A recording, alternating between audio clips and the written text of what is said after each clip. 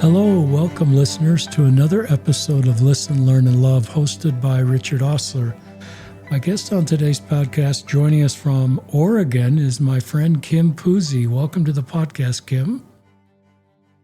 Thank you, Richard. It's a delight to be here, and thanks for the invitation. And it's Puzey, as in the 26th row of the church. Puzey. He just told me how to say his name, listeners, 30 seconds ago. There you go. Puzey. Thank you. Just background, my relationship with Kim started about 10 years ago when I was going through what I would call a mini faith crisis. Now other people help me frame that as a faith expansion. And I joined a Facebook group that's now called Waters of Mormon. And we'll link to it in the show notes, but it's a Facebook group of people that are trying to stay in the church and also a safe place to talk about complicated things. And Gerald Lee Renshaw and Kim Puzey became mentors to me. They may not know that, particularly Kim, but I read what he wrote in that Facebook group and how he supported people, and he really helped me. And we haven't had a lot of contact over 10 years, but I just got this impression. Kim's 75 and just had a stroke. To get him on the pot, not that he's leaving the earth. I don't want to paint a picture he's on his way out, because he's a fighter and he's doing well, but I just felt impressed to get him on the podcast. He is somebody like me that doesn't fit in a nice, tidy box. And his story may be helpful for you who also don't fit in a nice, tidy box and are wondering how to make this work and how to love other religions and other people and recognize you don't fit the normal Mormon mold. And Kim does not. And he'll probably talk about that in his story, but he's just a terrific human being. He's served in the church in lots of ways, served a mission along the way, and has navigated pretty complicated stuff. He got once censured by his stake president for a talk he gave in his ward that I've listened to. It's a phenomenal talk. He may share that in the podcast, some of that. But I'm just going to turn it over to Kim to share his story. Is that okay for an introduction, Kim? Oh, that's great, Richard. Thank you so much. So I think it'd probably, for context, it would probably be best if I went clear back to my parents. So my parents were born in San Pete County, my mother in Moroni and my dad in Spring City. My mother graduated from high school. My father did not.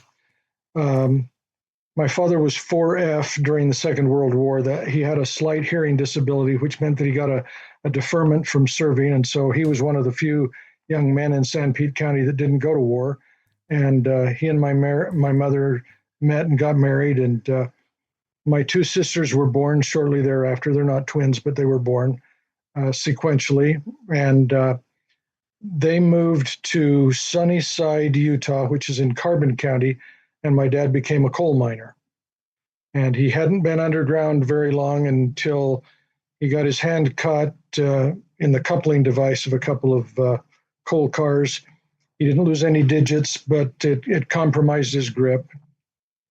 They moved from Sunnyside to North Salt Lake when North Salt Lake was little more than alfalfa fields and orchards.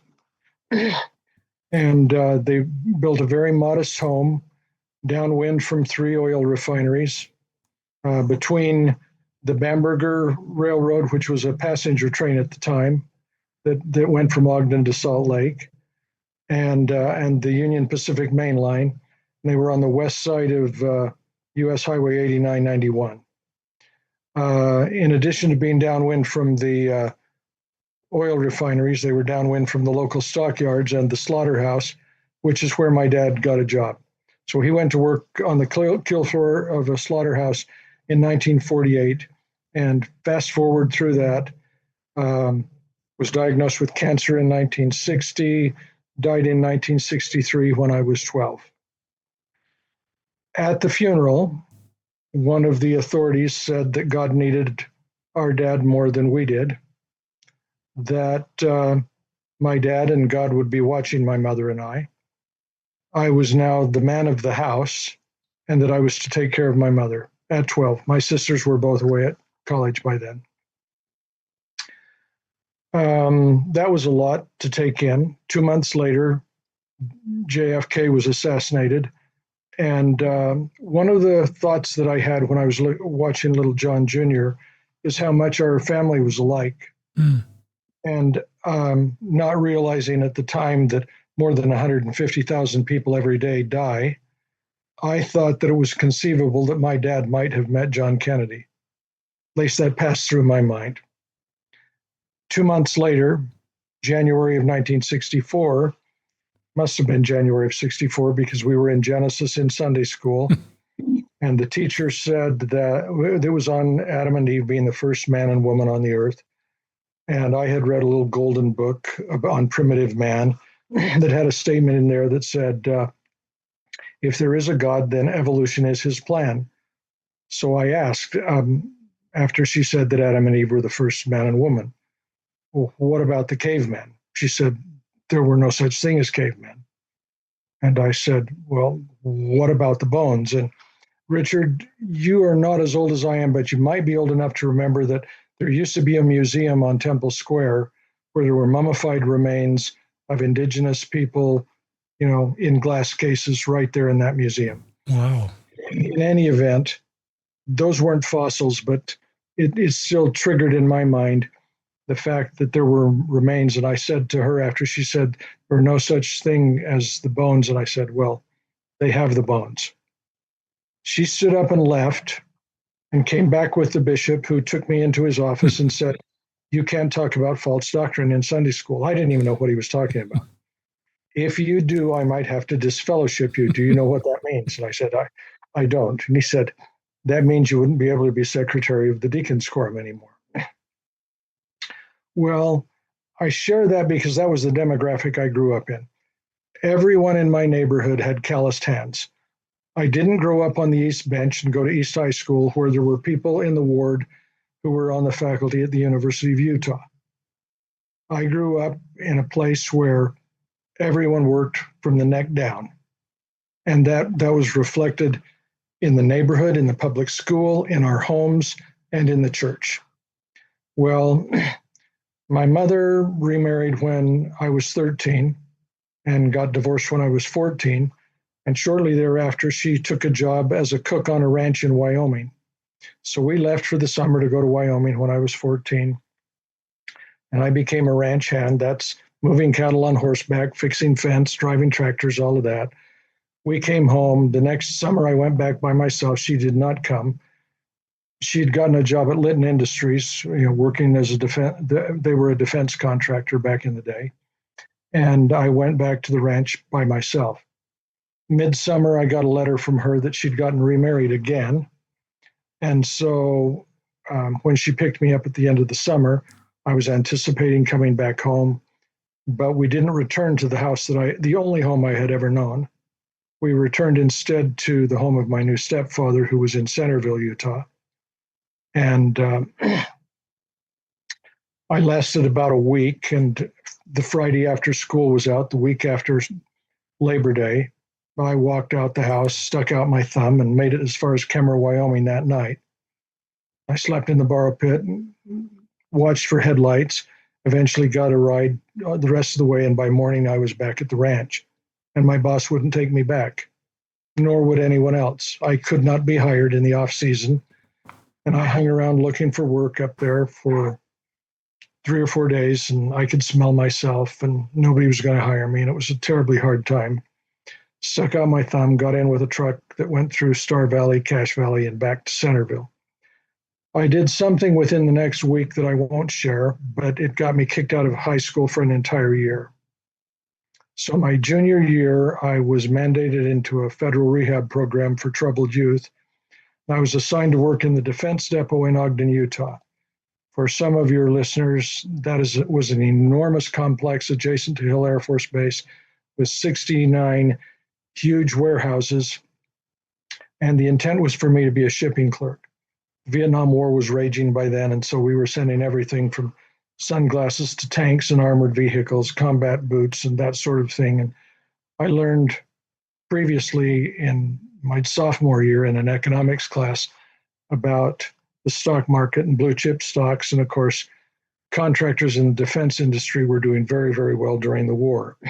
Their headquarters were at Crystal City across the street from the Pentagon, all of that. And I worked there for about a year, and they let me back in high school for my senior year. So the beginning of 1968, September, I'm back in high school. November of 68, two of my best friends and I meet one night in the parking lot of the high school.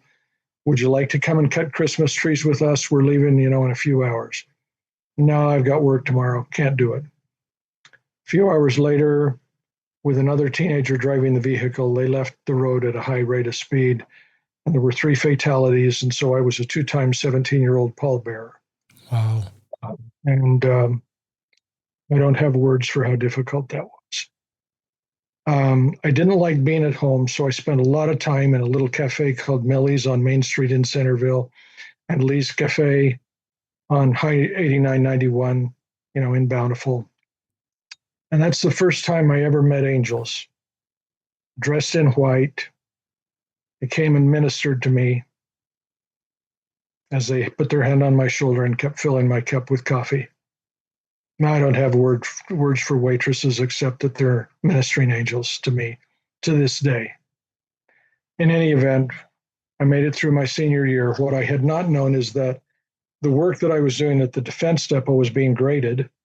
And although I wasn't much of a student, those were sufficient for me to get accepted into the Church College of Hawaii. Student body 1,200, smaller than my high school. Students from the mainland, about 165. I had never been west of McGill, Nevada, and I had never been a minority. Everybody looked, like they were from Iceland when I was growing up in Utah in those days. So I landed in Hawaii, and my roommates were Samoans, Tongans, Fijians, Tahitians, Marshallese, Hawaiians, throughout the rest of the Asia Pacific. And of course, I did what I could only do, and that was buy a surfboard and go to the beach for 4 months. And then I came back and registered for classes again and went back for another 4 months. And at the end of the second semester, my GPA was 0.25, not 2.5, 0.25. I'd gotten 1D. And I came home or came back to Utah. I had to get work because, people in my neighborhood worked from the neck down. So I joined the United Steelworkers of America and went to work at Cyro Steel. It's still there on the west side of I-15 between Bountiful and Centerville. And I was making guardrail and guardrail posts for the completion of the interstate. And as I was doing that, I thought if I stick to this for about 10 years, I might be able to get moved on to day shift or maybe become a shift supervisor on swing or graveyard, because I was working the graveyard shift. In the midst of that, I got approached by the bishop, and we ended up in his office, and he asked me if I wanted to go on a mission. I was waiting for my lottery number, because if I got a high number, I didn't have to go. If I got a low number, I was intending to join the Marine Corps. I got a high number, didn't have to go. Back in the day, it was one person per ward per year, and he asked me if I wanted to go. Everybody with like a sense was already in college or someplace else. And I opened my mouth to say no, and yes came out. And the next thing I knew, I was in a business suit on a bicycle in Albuquerque, New Mexico, with people throwing beer bottles and yelling, "Go back to Utah." And I hated every bit of it and was as unprepared as any missionary has ever been.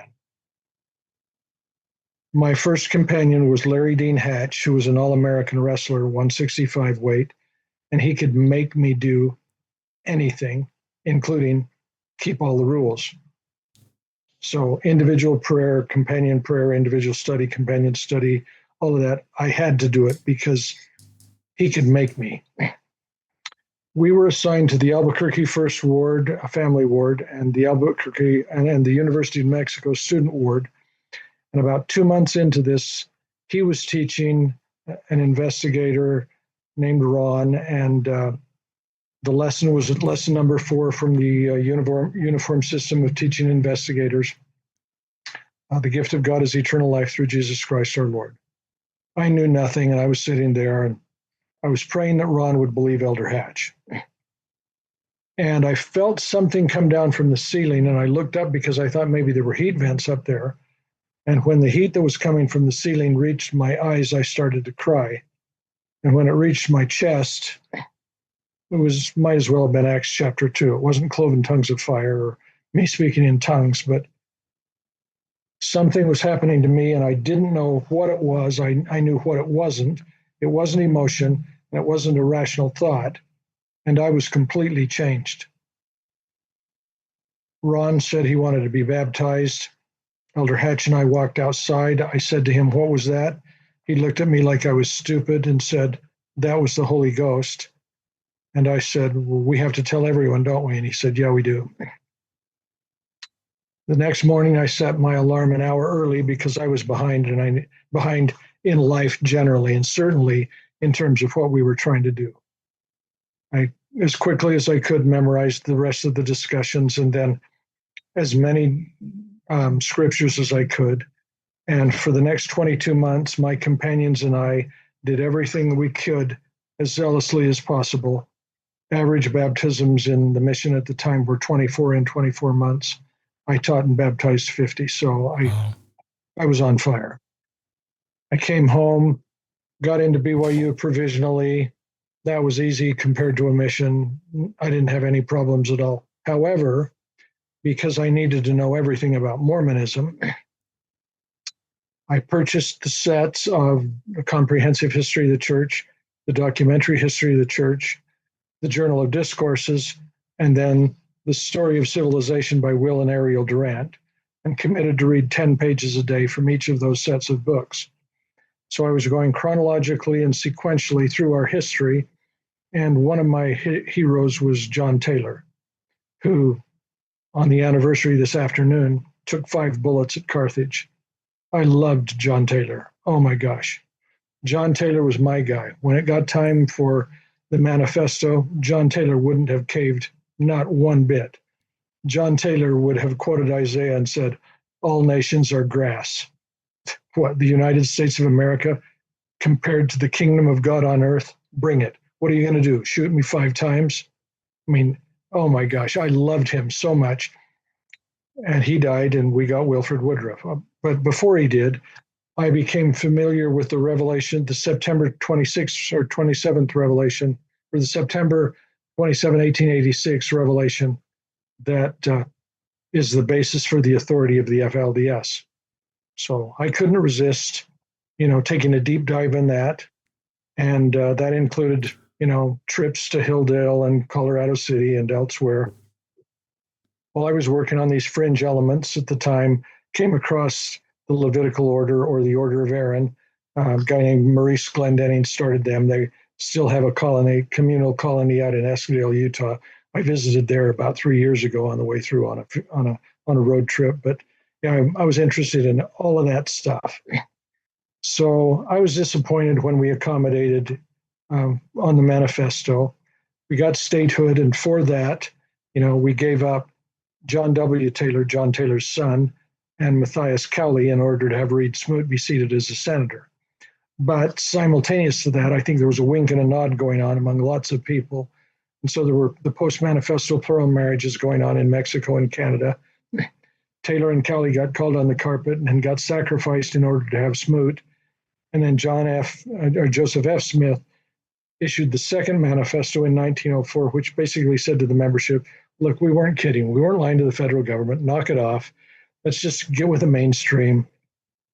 In order to not be accused of voting in a block, they either divided the wards by one side of the street was Democrat and the other side was Republican, or every other house, so that we could have a rigorous political dialogue. And, that worked through the 30s and so forth until we get to Ezra Taft Benson, who was Secretary of Agriculture under Eisenhower. And, we tilted to the right pretty significantly.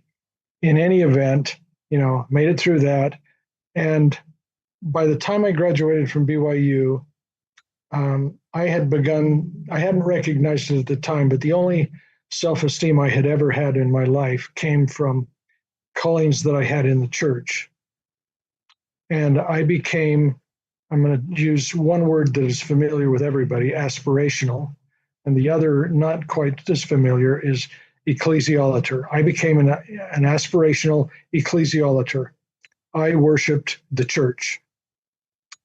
And how I took my bearings was based on what calling I had in the church. And that's how much God approved of my life and my worthiness and my intent to be as diligent as I could possibly be. So I began to build a resume that, included Bishop, Briggs, and Bishop and High Council and, on and on and on. I taught Institute for 9 years, et cetera, et cetera, et cetera. And I did that for about 50 years. And, then a few years ago, I began to scratch my head and ask some questions and wonder what it was that I was doing. And, I have gradually become inactive and agnostic. So that kind of takes us up to the present, Richard. And anything you want to ask, I'm happy to respond to if I can. It's a treasure to hear your story. There's just so many parts of your story that are unique. I love that you talk about, we work from the head down. I love you just talking about your youth and growing up on the west side of the valley and, just becoming a self-made man without a lot of mentors in your life. This experience with Larry Dean Hatch is pretty powerful. Just your commitment to your mission for the next couple of years and all the good that you did. I tried to write down word for word, Kim, what you said when you got to BYU, because I needed to know everything about Mormonism. I would call that a spiritual gift of curiosity, of a deep intellectual wanting to understand. It seems like even though you didn't grow up with a lot of traditional formal education, you obviously graduated from BYU, did really well. You are really wired for wanting to understand. So you could talk more about, just keep talking. Those are just some things that have highlighted to me, but I just want our listeners to hear you continue to share what's in your mind and heart. Well, as to that, I didn't know until a couple of years ago that I had PTSD. Of course, if you have psychiatrists, psychologists, social workers, they already knew that by the time I reached 17. So what I learned by that diagnosis is that I didn't trust anyone. And so I had to be smart enough and powerful enough to be able to live autonomously. So it wasn't just a motivation to learn because of curiosity. It was an absolute psychological necessity because I grew up not believing that I could rely on anyone else. I had to know everything I had to know, period, full stop, end of sentence, in order to survive, religiously, ecclesiastically, professionally and personally. And that is what has given me an insatiable or appetite to learn everything I can about everything I can. Now, that doesn't mean you can, but, I selected certain things and I don't know hardly anything about others. I still couldn't get through 7th grade algebra, for example. I thought it was really honest about honest about you. I worship the church. I worship callings.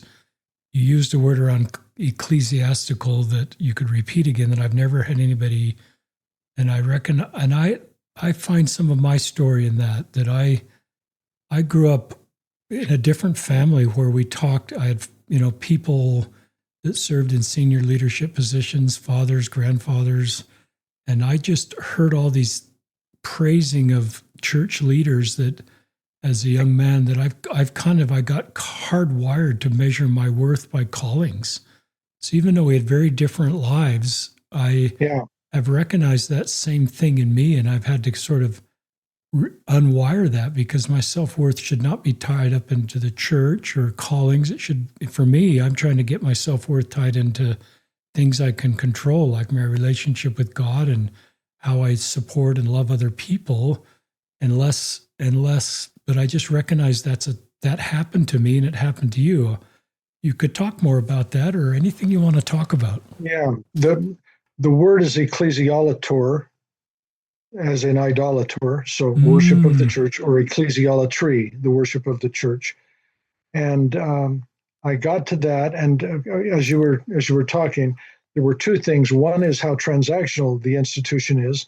I, the Lord, am man when you do what I say. If you do not what I say, you have no promise. And there is a law irrevocably decreed in heaven, before, et cetera, et cetera. And if we receive any blessing from God, it's by obedience to that law upon which it is predicated. So it's transactional. If we do, then we get. We're going to be rewarded. And then two other verses that underscore what I was trying to do. One is whether by my knowing voice or the voice of my servants, it is the same. And the president of the church will not lead us astray. And another one, I think, that came out in about 1947 or 48, when the prophet has spoken, the thinking has been done. So I was hardwired to believe that my religious life was fully transactional, and that whoever was a leader spoke for God. And if you happen to be a leader, you were obligated to know God's will before you spoke, because it went both ways. So I was hardwired to all of that. And as you begin to look at your own life and the lives and examples of others and begin to have cognitive dissonance because of all of that not being 100% uniform, you gradually begin to question, I'm not quite sure what, but you ask questions. Richard, I wanted to touch on one thing that was significant, and this happened in my life in the first week of October of 1991. So I left Utah in 1980 after graduating from BYU, and I had worked in the private sector some and raised tens of millions of dollars. And I happened to be in Chicago at a trade show, and then I had a 5-day interim, and then another trade show, in the following week. I decided to take my 11-year-old daughter with me so that we could go to the church history sites in the northeastern United States during that period between the two trade shows. So we left Chicago one morning, drove to Kirtland, went to the Kirtland Temple, Newell K. Whitney's store, drove out to Hiram, Ohio to the John Johnson farm. Next day, drove all the way, across the Finger Lakes from Rochester, got to Cumorah just as the sun was setting. I mean, it was an Arnold Freeberg painting. Moroni was almost there, leaning on his elbow, scrolling on the golden plates as we reached the top of Hill Cumorah. Next day, we went to the Smith Farm, the Sacred Grove, Grandin Press, Palmyra, Susquehanna River, etc., and then made our way back to Chicago. My intent in taking my little girl with me is so we could be at those places and she could, quote, feel something. And if she were here, she'd tell you she did. I didn't. And the reason that matters is what I'm going to tell you next. We got back to Chicago and we were staying in the Chicago Hilton and Towers, turned down service, 360 count sheets, little mint on the pillow kind of a place. Really nice. And I said to my little girl, we should probably get to know some other parts of this city. And so we went down, and it was dusk, and we were walking towards the L, and the elevated train. And as we looked in the block, not the immediate block, but the next block ahead of us, I could see a man, and people were kind of cutting a wide girth around him. I was 40 at the time, and so I told her, get on the other side of me, because I could handle whatever was up in the next block at 40, but I wanted her to be safe. So as we approached this man, he was standing there, and he walked towards us with his hands, and the phrase I use is both hands high above his head. And I couldn't hear what he was saying because he had a broken jaw, and his jaw was wired shut. So as he was speaking, he said, please, please, I mean you no harm. And I couldn't hear, and I got closer, and he was saying, please, please, I mean you no harm. And I said, how can I help you? And he said, I'm trying to raise $1.62 so that I can get into the shelter and have some soup tonight. And I had never heard the verb raise used with a number so small. Like I said, I had raised tens of millions of dollars, and he was trying to raise $1.62. And I reached into my pocket to get something for him. And typically when I travel, I put the small bills on the inside and the bigger bills on the outside. So I was reaching for the inside so I could get the smallest bill possible. And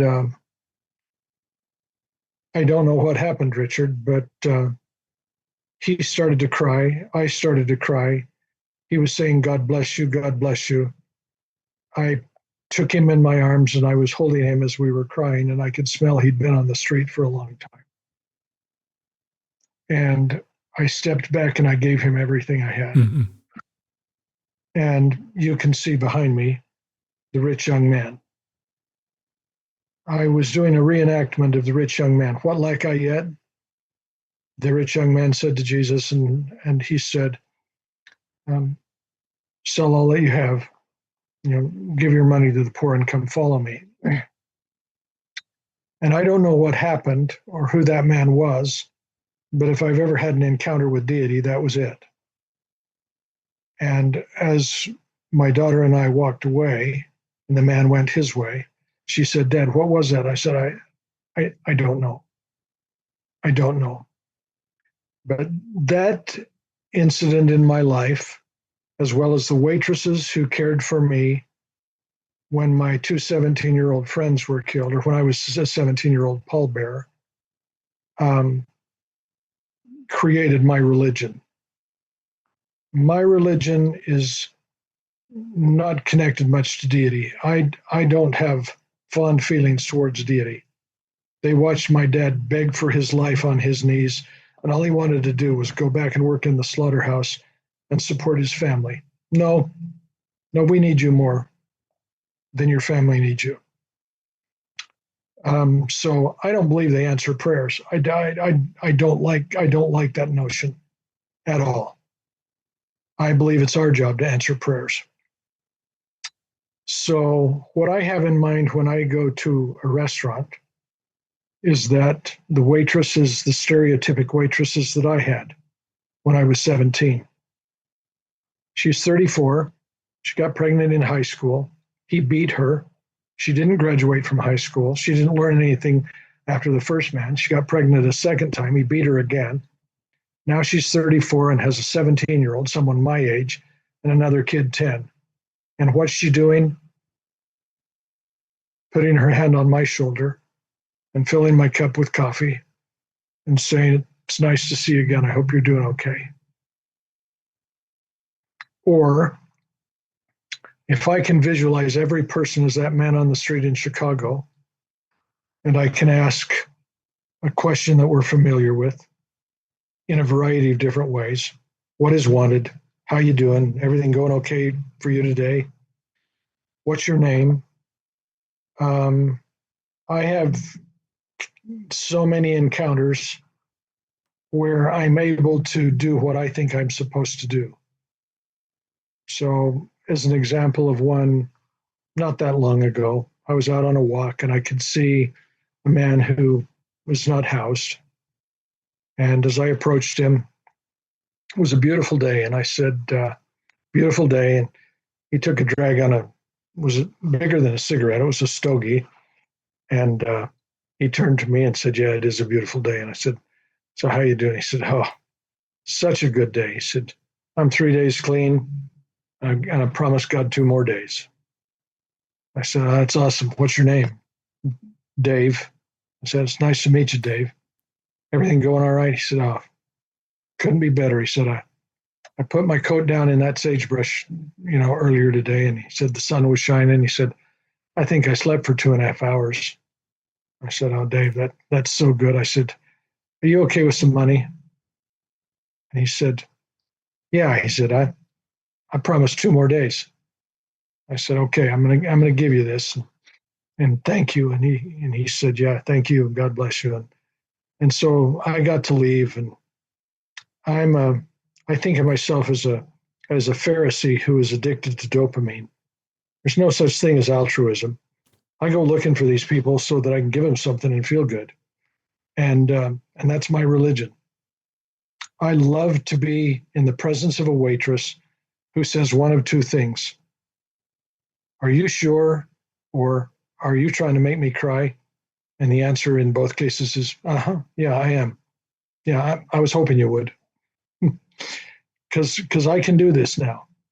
And this is my religion. So that's what I try to do, Richard. I'm just so moved by that, Kim. This is why I wanted to have you on the podcast. I didn't know when I just felt like you would have things to share that would lift me and our listeners. I won't forget that story of the L and the Hilton. I can just imagine the L, the overhead train, and you walking with your daughter, protecting her. You're a tough outdoors guy, from what I know, that takes care of yourself. But I just love that you have this heart that just responded to what you needed to do. I feel so strongly that we're God's hands. Tell more things in your heart, or more stories, or just thoughts that come to your mind. Well, one of the things that is really important for me is to ask the name of a person. I go looking for Tim and Dave and Mikey and Victoria and Amber and Shauna and Joanna, and I remember all of them. One that just breaks my heart is Amber. I came out of the grocery store one day and she's sitting on the curb, and we have a homeless shelter here in Hermiston, Oregon, where I live, where people can go in and spend the night. It was afternoon, about 4 in the afternoon, and Amber was sitting there, and I said, I'd taken my groceries to the car and came back. And I said, "Are you okay?" And she said, "No, they won't let me inside." She gestured at the store and said, "They won't let me inside." And I said, "Well, can I get you anything?" And she said, "Lime chips." And I said, I don't know what lime chips are. I said, "Are they corn chips or potato chips?" She looked at me again like Elder Hatch did. Like, "Are you stupid?" She said, "Lime chips." And she gestured at the size that they were. I said, "Okay, lime chips." I said, "I'll go look." I said, "If I can't find lime chips, is there something else?" She goes, "Funyuns." I said, "Okay." So my job is to go get her lime chips or Funyuns, because I believe if her request and my resources match, that creates that moment when saw ye me an hungered or athirst or naked or something like that.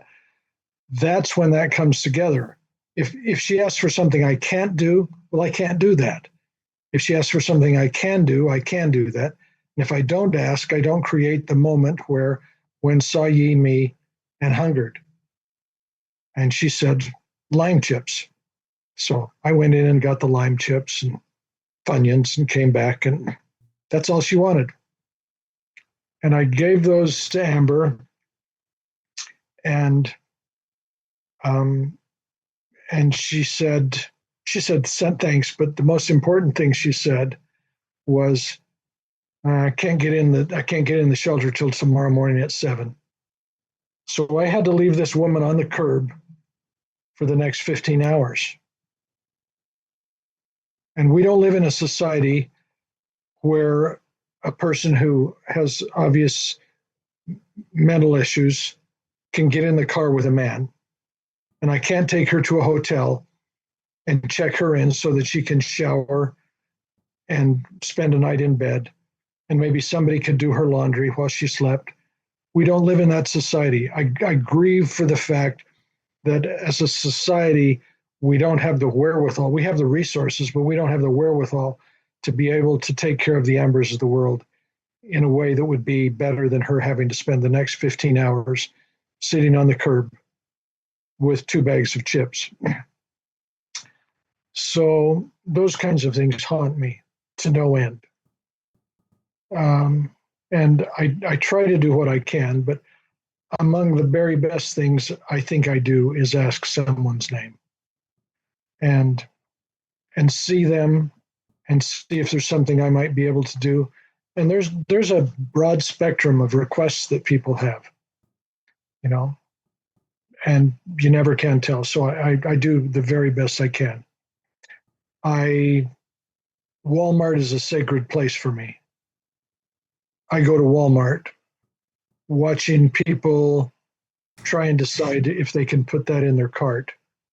I especially look for young couples trying to figure out how to pay for diapers and those sorts of things, because that is such low-hanging fruit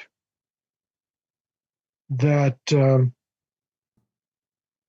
I'm trying to mentor myself in being able to know how I can best approach people in a way that isn't intrusive or invasive or uncomfortable for them. Oh, the jackpot is if you happen to be in line behind someone when their debit card doesn't work. It's like, oh, such a good day. Such a good day for me today. Because now I get to do something and I get this hit of dopamine, because it's why I came here in the first place. When I'm feeling kind of low, I head there, and I know the best times of the week to go. My community is about 70% Hispanic. Most of the people from Mexico are from Michoacan, and they come on Saturday. And on Sunday, you might as well be in Guatemala. People are there in their very best dress, and it's a celebration because they've been working the last 6 days of the week, and they might have just gone to church, and now they get to celebrate by going to Walmart. And it's a big, big deal. And oh my gosh, sometimes you get really, really lucky, and someone might need some diapers, or their debit card might not work. So I love it. That's the other part of my religion. I go looking for that. These are like chapters in a beautiful memoir you're sharing with us. I tried to write that down word for word, Kim. Also, Walmart is a sacred place for me. I've never heard anybody talk about Walmart that way in my whole life. I go to Walmart and I get in and I get out.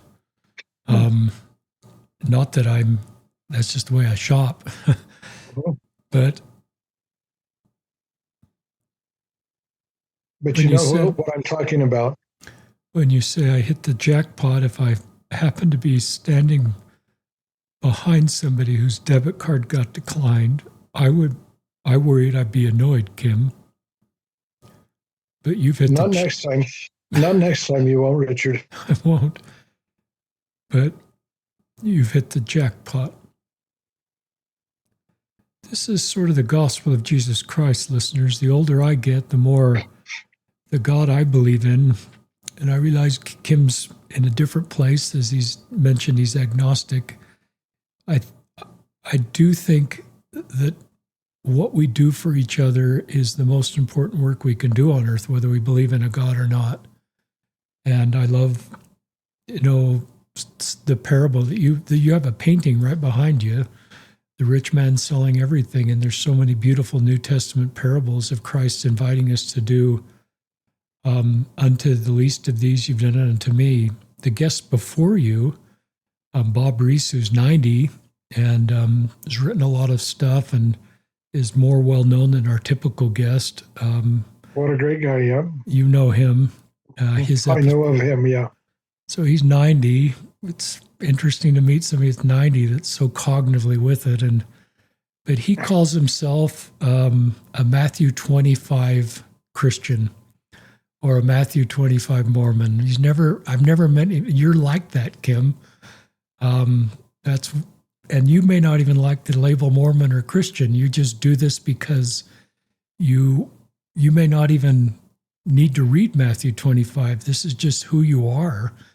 and you're just doing it because it's the right thing to do. And you're honest that it gives you a little bit of a dopamine. And I think that's great, but it's not because it's this transaction with the next life that you're doing this because you hope you'll be rewarded with a lawfully place in the next life. You're just doing it because it's the right thing to do. Richard, once I started down this path, it's just irresistible. I had another Walmart experience that was just so incredible. This was a couple of years ago, and I was in line, and the woman in front of me was putting her items there, and there were 4 items at the other end of the belt. And I said, "Are these yours?" And she said, "I have to wait to see if she could afford them." The 4 items probably came to $10. I said, "Do you mind if I get them for you?" And she said, I, "You don't have to, but yeah." I said, "Look, why don't I just get everything for you?" And she looked at me and she literally said, "Are you an angel?" And started to sob right there in the line. And she took me in her arms, and as she was crying, she said, and now remember, I live in a place where most of the people I described work in the fields of these enormous industrial farms up here. As she was holding me in her arms, she started to cry, and she said, "5 months ago, they found my mother lying in the field." And she said, "My life has never been the same. Thank you, thank you, thank you." Now, I don't know what that means, but if she was trying to decide if she could afford those 4 more items, her financial support has been dramatically affected by the loss of her mother. And what an extraordinary privilege to be able to be in a circumstance where you're mistaken as an angel. And I don't know what she gets to think about what that interaction was like, but if she believes that, God answered her prayer or something, that she can believe anything she wants. And wouldn't we want to be that to someone else if we could? And so one way to approach this is just assume that there are lots of people out there praying for something that the rest of us take for granted. So how can I get in that wavelength so that I can be the person who shows up to answer the prayer? Because, like I said, I don't believe in an interventionist God. We're the ones that answer the prayers. We have to show up. If you have someone in your family with cancer, you can pray all you want, but my advice is get the very best oncologist you can get. Talk about your journey to come to this conclusion that God is not in. I can't even say that word. My wife teases me. I can't say long words very well. Interventionalist God.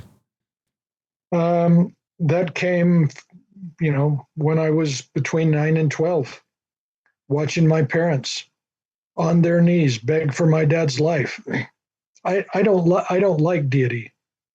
I don't like that they subjected my parents to that, whether that's for their probation or to test their faith or something like that, or some plan. I don't like any part of that, nor any part of those explanations. If there was a God in heaven watching that, shame on them. If you can create the universe, could you just move your little finger a tiny bit and let this man be free of his cancer so he can support his family? No, he's not going to make a big impact in the world or anything like that. He's just a regular guy with no high school education, trying to do the very best he can, being on the kill floor of a slaughterhouse where he watches 240 animals a day be slaughtered. He's been standing ankle deep in a pool of frothy blood for 15 years, and you won't say yes to his plea about cancer? No, I don't like you. So that's where that originates. I don't like deity. Two questions. Tell our listeners your dad's name, and then how did you navigate 50 years of church service? Did you just kind of put this on the shelf, this uninvolved God, or did you? I mean, how did you navigate that? So those are kind of two questions. Well, my dad's name was Edward Legrand. Hmm. They called him Puz, Hmm. Puz or Eddie. Um, a lot of people called him Legrand. And how I navigated this, I said earlier, but it's because the only self-esteem I'd ever experienced was in the church, and that was directly associated with callings in the church. So I ended up worshiping the church, and being aspirational because I wanted to feel good about myself for something. Nothing else seemed to work. It's really honest. Talk about. My question is just share what is next in your mind for our listeners. Well, as I listen to your podcasts, and we all have really unique stories and so forth. I, I am, if I'm anything at all, it's an 11th article of faith person. I claim the privilege of worshiping according to the dictates of my conscience and allow everyone else the same privilege. Let them worship how, where, and I really like the word what. It doesn't say who, it says what they please. And so I want people to be able to believe what they believe and be who they are wherever they are. I mentioned to you before we started that I'm a steeplechaser. I go to a lot of different churches. Um, I have an academic interest in religion. Years ago, I was teaching business at Eastern New Mexico University, and there was a department of religion across the street, and the tuition was free. So I thought, I was a bishop at the time, and I thought, why not? So I got in the program. They made me take some, undergraduate courses because nothing from BYU counted. And so they eventually let me in the program, and I ended up with a master's degree in religion. It was awesome. Wow.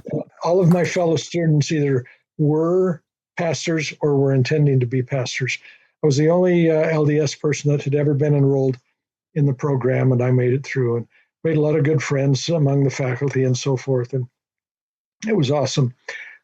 Tangential to that was really a fun thing. So in the College of Business, I had lots and lots of students from the Middle East. I had so many Muslim students, and they were from, Saudi Arabia, Kuwait, Iran, and lots from Malaysia. And one day, a couple of them came to me, and they used to call me Mr. Kim Puzey twice. Mr. Kim Puzey, Mr. Kim Puzey. Would you be the faculty advisor to the Muslim Student Association? And I said, I don't know what that is. I was brand new on the faculty. And they said, we need an advisor, and they need to be someone on the faculty. Will you be the advisor? I said, no, why don't you talk to somebody over in the religion department? That makes a lot more sense. He said, and they said, we did. They sent us to you. And I said, why? And I said, well, they can't do it because they're Christian. And I said, well, I'm Christian. And they said, oh, the faculty said, no, you're not Christian. So we laughed because we both had a prophet and we both had a book, and the Mormons and the Muslims had this thing going on, and it was so much fun, that I got to do that and got to know these folks, so well that I have a lot of affection for Muslims. So I love Muslims. In my studies, I recognized this about religion. If you look at ancient Persia as the center of the religious world, everything west of Persia in chronological order, so Judaism, Christianity, and Islam, begins with a linear transactional religion, and there's something wrong with you. In Mormonism, we say, the natural man is an enemy to God. but it's pretty much universal in Judaism, Christianity, and Islam. There's something wrong with you, and somebody has to do something, to fix it. And in Christianity, that means that Jesus is going to have to die because you're worthless.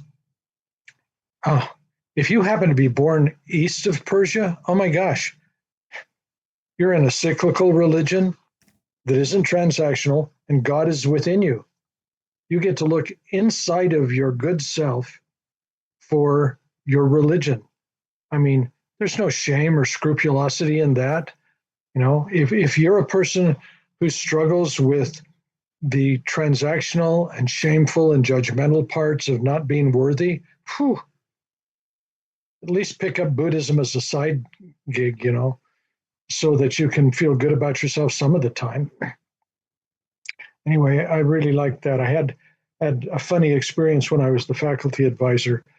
They had a big regional conference, and because I was the advisor in the location, I was to be the keynote. And there were hundreds of Muslims that have come from throughout the universities of the southwestern United States. Well, my friends had given me some clothing, and I put it on that day and came to give the keynote. And when I did, as I walked in, it got quiet. And, people just shh. And I thought it was out of respect to me, and I gave the talk. And I noticed people were behaving in kind of an unusual way. So I asked my friends, so what's going on? Oh, nothing. It's nothing. It's nothing. I said, no, something is going on. You guys have to tell me what is going on. It's not. I said, just tell me. I said, well, are they clothing you're wearing? And I said, yeah.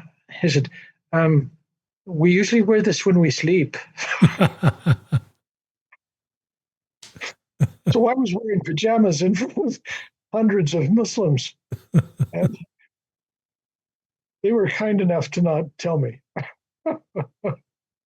So, yeah, I mean, I've had some really strange experiences in this journey, but yeah. You've been holding back a little bit on us, Kim, with just some of the chapters of your life. I didn't really pick up that you had a master's degree, and you mentioned you went to BYU, but obviously you can tell us when you visit with you, you're incredibly accomplished academically and professionally. You don't talk much about that. Your sweet spot is underneath the L train or in Walmart or in the restaurant with those angel waitresses. I admire that about you. You don't have any diplomas in the back of you. You just have this painting of Christ inviting someone to sell everything. You're a great example to me and to others, and you probably don't like me talking about you that way. No, it's okay. We have those things, and they have a context and so forth. And it's a big deal that I have soft hands, that I get to work from my neck up. I mean, I've done that. As I said, I was a union steelworker. I did high-rise construction when I was in graduate school. I was a farm manager, and I'm not talking about just being the manager. I'm talking about turning wrenches. I'm talking about losing 10 pounds I'm talking about losing 22 pounds in 10 months. Driving tractor and turning wrenches. I've done a lot of hard labor kind of work. I was a HUD carrier on the Little America Tower, pushing wheelbarrows of cement, as I was going to graduate school. A wheelbarrow weighs 472 pounds. And you have to shovel the cement out so that the plasterers can put 3 coats on every room in that hotel. And that's a lot of hard work. So I'm really grateful and fortunate that I, get to talk for a living rather than do actual work. I love your roots. I love you talking about your father. Legrand is a name that we've used in our family. My son's middle name is Legrand. It's a name that we love. And I love your father, and I love you bringing us into that slaughterhouse and his life. And somehow I think you honor him. And I don't And I agree that what a tragic chapter of your life. It was, your life was so different before your father died and so different afterwards. Yeah, he was awesome. I went on a job shadow with him once. They didn't call it a job shadow. My mom and I would go there every Friday at noon to pick up his check so we could go shop at a little market. And he would come out, dressed in white and splattered in blood, and hand my mom the check. And one Friday, he said he just motioned to me to come inside with him. So at 7 years old, he took me into the slaughterhouse with him. And as we walked through the doors, it's humid and you can smell, and the cattle are coming from the stockyards up a ramp through a big door, and they don't want to come, and there are men with electric prods and whips moving them up there into a narrow chute. And you can see the fear in their eyes, and their nostrils are flared, and they get to a narrow place and come up there, and there's a man standing there, and it's called a humane stunner. It's a device that goes in the back of the animal's skull, right where it meets the spine. And there are 22 caliber blanks that drive a shaft into the back of the head. And this man has to pull that trigger every 2 minutes. And then the animal drops and is immediately hamstrung, and 4 men quickly skin, gut, and quarter the animal. And that has to be done in 2 minutes because the Wow. next one's coming. Well, my dad took me up there and handed me the humane stunner and showed me where to put it and told me to pull the trigger, and I did. So I shot a steer in the back of the head at 7 on a job shadow with my dad. So I had some sense of what he did because he took me where he worked, and I think that underscored what I've tried to articulate now. About he has cancer of no fault of his own. This is how he's been trying to make a living because he didn't graduate from high school, and so I. I have those feelings about him not there not being an intervention.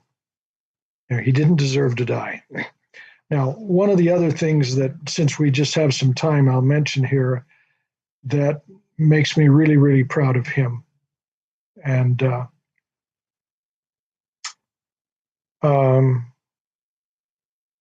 when he died, my mother selected his friends to be the pallbearers. So we went to the funeral, and the men who were his pallbearers were the men who had been on the kill floor of the slaughterhouse with him. One was a man named Al Daniels, first African American I'd ever met. Jose Escabel, Tommy Allen, who was a Navajo Indian. Now, I thought my dad was amazingly strong because he worked up until September the 13th, which was a Friday, and he died on September the 18th, which was a Wednesday. He only missed 2 days of work, Monday and Tuesday. Monday the 16th, Tuesday the 17th, he died on Wednesday. I was probably 40 before I realized, oh, now I know what happened. Those guys said, look, Eddie or Legrand, you need to get yourself here. We can't punch you in. But if you get here, you can have my morning break and my morning break and my morning break and my morning break and my lunch and my lunch and my lunch and my lunch and my afternoon break and my afternoon break and my afternoon break. We got you covered. You're one of us, and you're going to get your paycheck. One way or the other, you get here, we got you. So because of that, and because of my blue collar background, I love that I am so equipped to approach people. I don't have a problem with Dave and Tim or anybody with calloused hands, not one. It's very easy for me to navigate that world too.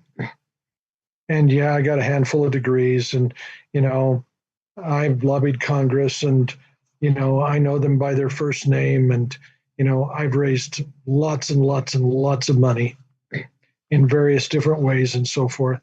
So I get how it works. Sometimes people get irritated with part of why I say, what I'm going to say.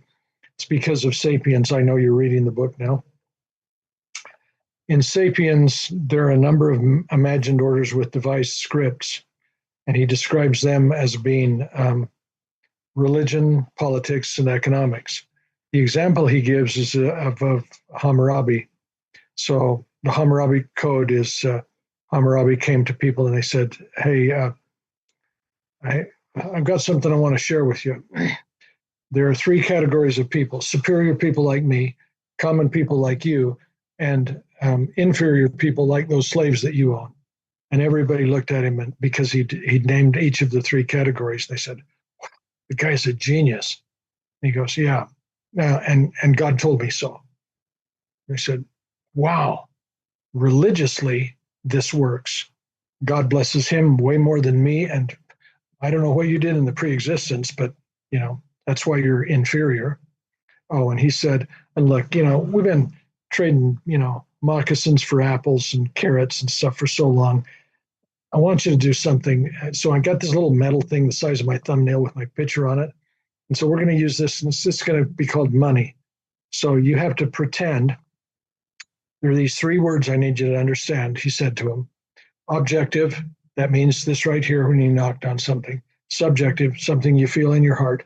And intersubjective, and that's where we all pretend that something is real. So we're going to pretend that economics and politics and religion are real so that we can keep the wheels on this thing. If we do the religion part, some of you are going to behave decently, and otherwise you wouldn't. If we do the politics part, at least you'll drive in your own lane instead of everybody just driving wherever they want. And if we do the economics part, then it's convenient for everybody. But make no mistake about it.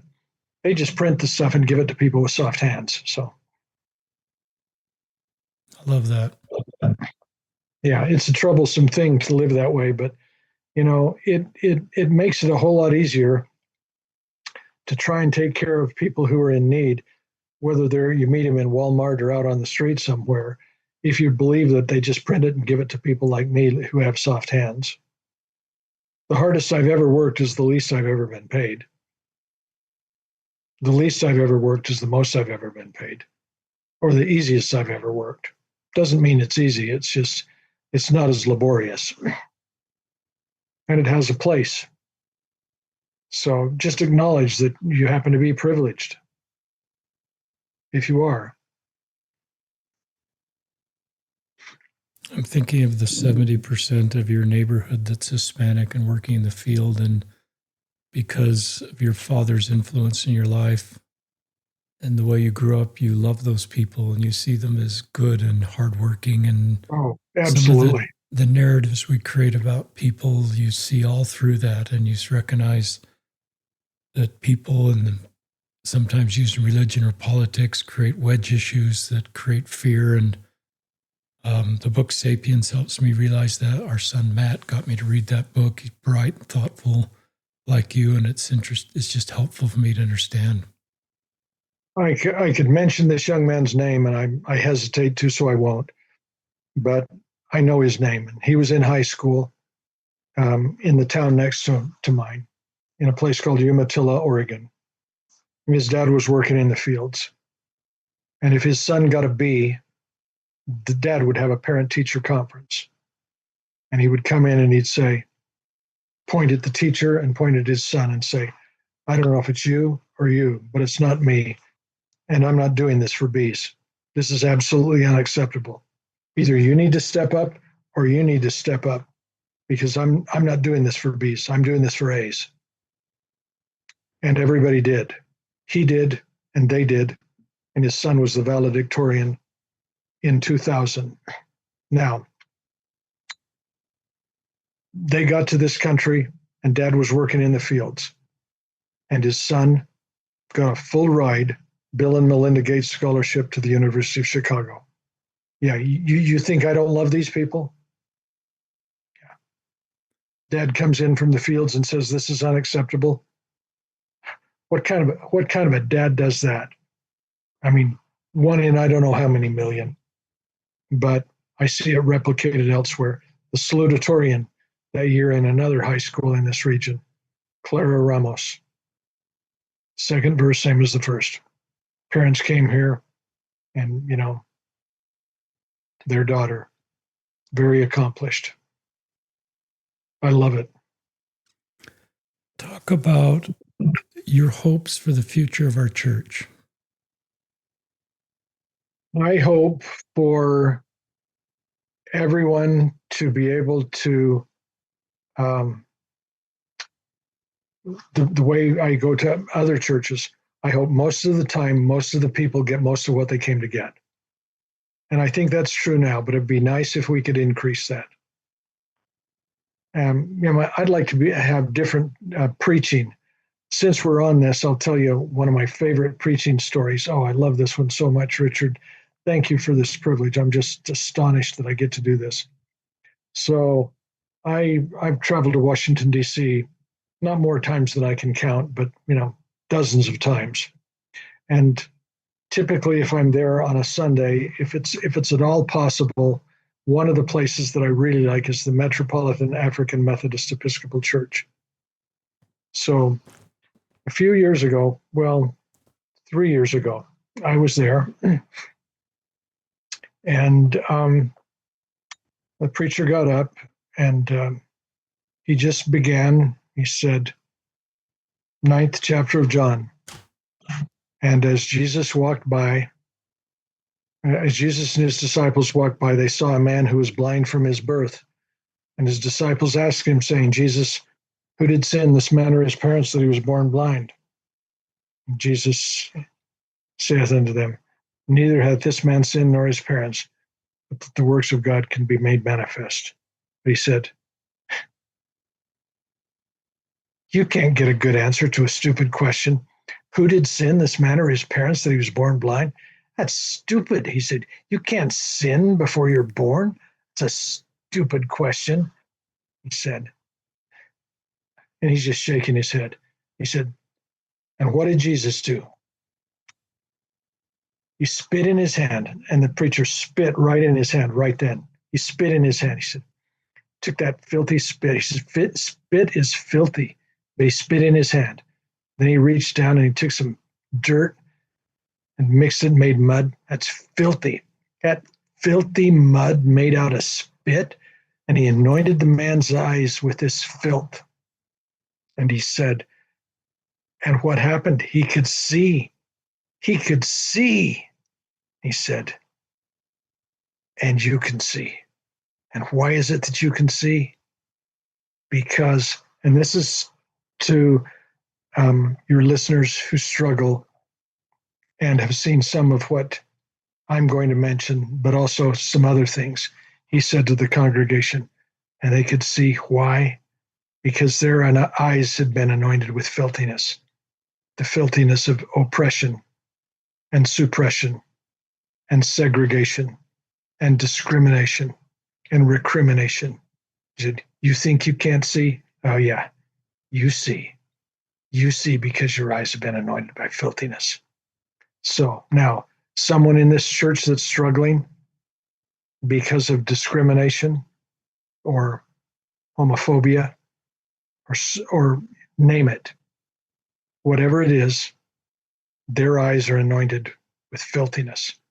The filthiness of sometimes the way people get treated in or out of the church or anywhere else.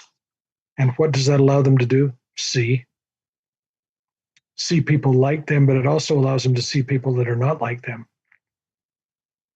Oh, a beautiful thing. He went on after that sermon. Oh, such an incredible thing. Same kind of thing that we do in the church. It was lovely. He had this young man stand up. I think his name was Anthony. Yeah, Anthony, stand up where you are. Just stand where you are. Young man stood up. He said, brothers and sisters, he said, Anthony's here today to pass from childhood into adulthood, boyhood into manhood.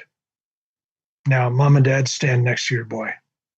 He stood up. He said, Anthony, your parents are here as witnesses as you go from childhood to adulthood, boyhood to manhood. Your brothers and sisters stand up, and his siblings did. He went through the same thing. He said, now, he said, Anthony, as far back as we can go into your ancestors, they're here with you, standing with you. And as far as you can go into the future, forever and ever, those ancestors are here with you today. Now, Anthony, I see some of your friends are here with you. You guys stand up. His football team stood up. And they stood there, and he said, now everyone here, he said, today we're here to witness Anthony go from childhood to adulthood, boyhood to manhood. All you men, stand up now. Stand, all the men in the audience. Extend your right hand to Anthony. Anthony, you see these men? They're here for you. They're here for you as you go from childhood to adulthood, boyhood to manhood. They will be with you for the rest of your life. Oh, such powerful stuff. So, why do I steeplechase? I get to see that kind of stuff. A while back, I was at a mass, and the Catholic priest had on a white robe that day. He said, I wear the white robe today. I'm going to represent Jesus. I'm not Jesus. I represent him today. He said, so I'm going to talk to you today about the woman who had an issue of blood, 12 years. 12 years she had the issue of blood. One day she reaches forth and touches the hem of his garment, and he says, who did touch me? Now, I want you to think about your issue of blood, whatever it is that you've been struggling with, for however long you've been struggling with it. I'm going to slowly walk up and down the aisles of this church and just come over, touch the vestment, touch this robe. Wow. Imagine that you're touching the hem of Jesus's garment. Have the faith that he can make you whole. Beautiful stuff. Wow. I mean, it's a sacred drama that you get to see played out. We do the sacred drama of the sacrament being the Last Supper every week. Do the sacred drama of the endowment. And there are other sacred dramas where people wear the costumes, they have the accessories and so forth. So, yeah, there are some beautiful things out there in other religions, and we need to do whatever we can to make yours the very best it can be. And Richard, we've probably gone over time, have we not? No, we haven't. I'm just so moved with these stories. I just can't quite get enough. Names. I love that you focus on, you just mentioned earlier in the podcast, all these women's names, and there's so much power in a name. My mission president really tried to help us. Some people say they can't learn names, and he challenged us on that, Kim. He said, you can learn people's names. And he gave us a trick. He said, when someone tells you their name, ask them to spell it back to you. And what you're really trying to do is lock in that name in your mind so you can remember it. But he said the most important word in the human language is someone's name. And they'll hear it in a big crowd. And it's just a moment of grace to learn someone's name. And you've done that, and you know the power of names. Another question, I just have these things come in my mind, and they're kind of out of left field. As listeners may know, you had a stroke about 3 or 4 months ago. Since I followed you on Facebook, you're always out riding your bike. I see pictures of your bike, and as we talked before we went live, you've realized that probably will never happen for you again. This is a whole different category, but just talk to anybody that's walking a similar road where a medical issue or some other circumstances have fundamentally changed their future and the acceptance of that new reality. And I don't know where you are on the acceptance of that new reality. That's a tender subject. Are you okay addressing that question? We can do that. It'll be 1 year on the 19th of July. Okay. So it's been a year, roughly. It's been a year. So I went from feeling 45 to feeling 75 in one day. Wow. prior to the stroke, I felt like I was the age of, my kids, and I like people that age a lot. I don't care for old people. I like people the age of my kids a lot better than that. So immediately I have the stroke, and the very first part of it was I hadn't realized how inattentive I had been to the ordinary, and how marvelous the ordinary is. From being able to sign your name, brush your teeth, get a drink of water, go to the bathroom, any of that. Now, my stroke was from my left shoulder to my left foot, so no cognitive issues. But and I had a stroke that was a blockage rather than a hemorrhagic stroke. So mine was on the right side of my brain, and what you have is 100 billion neurons trying to make friends with friends that they've just lost. They're trying to reconnect, and so they encourage you to do physical therapy, occupational therapy, and speech therapy. And I went through all of that, and I still am working at it. And how I am today is I feel like crying almost every morning when I wake up. Almost every morning when I wake up, I feel like crying at the loss of my life. And then I go about doing the work, which is try to find that perfect balance between doing too little, because if I don't do enough, my muscles will atrophy. And if I do too much, I'll be exhausted and I won't have the strength to do it the next day. So finding the balance is something that I work hard at. And then the other part of what I do in terms of feeling badly is I go to Walmart or elsewhere. I go out looking for someone I can find so that I can feel better. As I said before, there's no such thing as altruism. I am going out looking for a way to feel better. And that what is always a who. I'm looking for someone that can make me feel better. And I'm trying not to impose on them or do something like that. And some days are better than others. Other days, if I can't pull it off in any other way, well, I just go to Jack in the Box and get a couple of tacos. And well, I actually get 4 tacos when I go to Jack in the Box. And then if you're working at Jack in the Box, you really need a job and you really need the money. And I have it. And I like him to say, "Are you sure?" And say, "Yeah, I'm sure." And I get to see the look on their face, and I get to drive away with 4 tacos, and I feel better. And I know I'm a dopamine addict, and I use these people as my drug. I can't help it, but I feel bad and I want to feel better. So I do that. You feeling bad? Go to Jack in the Box. Go to your favorite drive-through place. Give the person a decent tip. They're not working there because that was their dream job.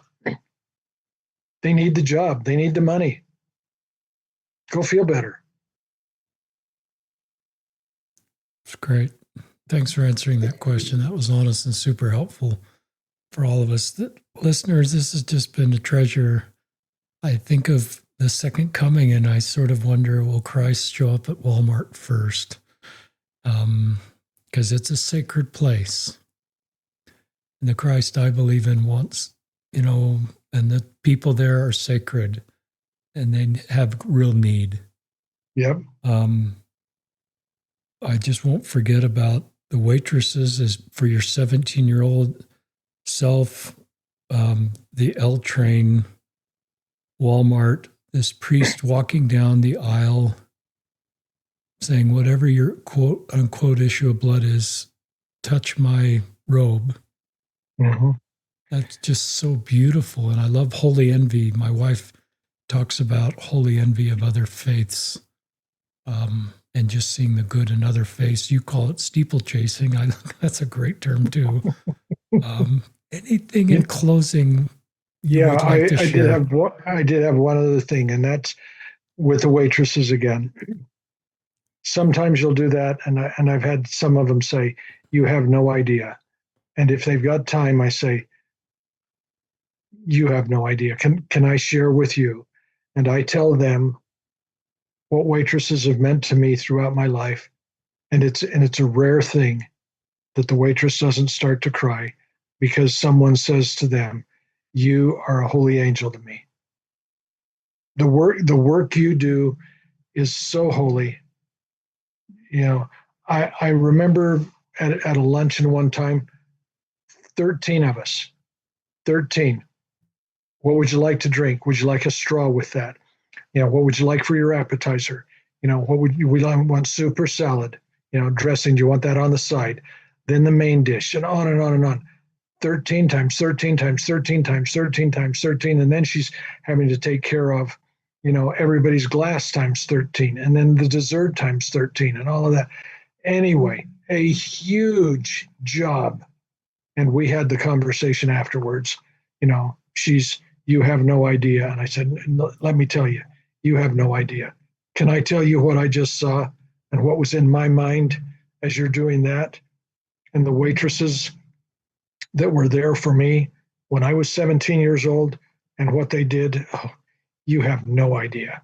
You have no idea how holy the work is that you do. And, we were both made better because of what I saw in her and what I was able to say to her. So that.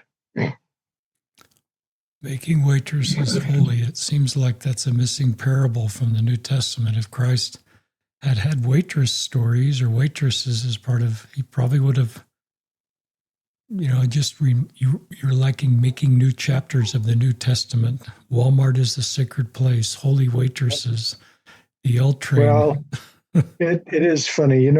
They did have a hostess. Jesus walked in and said, table for 26, table for 26. And she said, well, there are only 13 of you. And he said, well, we're all going to be sitting on one side of the table. That's true. Thank you, Kim. It's been a great time. I'm honored. Thank you, Richard. You have a very good day. So thank you, our listeners, for listening. Share this episode. There's so many wonderful principles that Kim shares. Grateful to have you on the podcast, my friend Kim. You take care.